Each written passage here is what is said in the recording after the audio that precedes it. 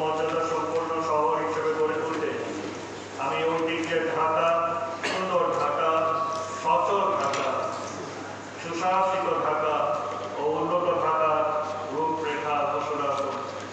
সেই রূপরেখা বাস্তবায়নে বিগত 4 বছরে আমাদের নিহিত উদ্যোগ, সার্বিক অগ্রগতি এবং আগামী দিনের কর্মপরিকল্পনা গণমাধ্যম সহ ঢাকাবাসীকে জানানোর লক্ষ্যেই আজকের এই সংবাদ সম্মেলন আয়োজন করা হয়েছে।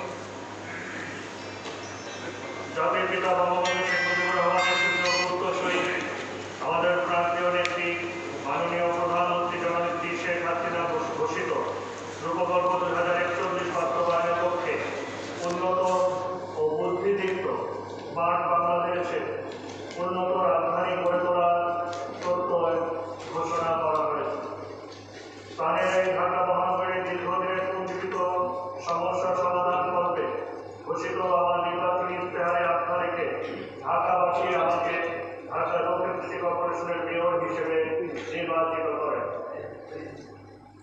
আপনারা অবশ্যই অবগত আছেন, বৈশ্বিক করোনা মহামারীর সংকটকালে আমি দায়িত্বভার গ্রহণ করি। তথাপি করোনা মহামারীর মাঝেই ঢাকা দক্ষিণ সিটি কর্পোরেশনের অগ্রযাত্রা নিশ্চিত করতে প্রায় সকল খাতেই আমরা আমূল পরিবর্তন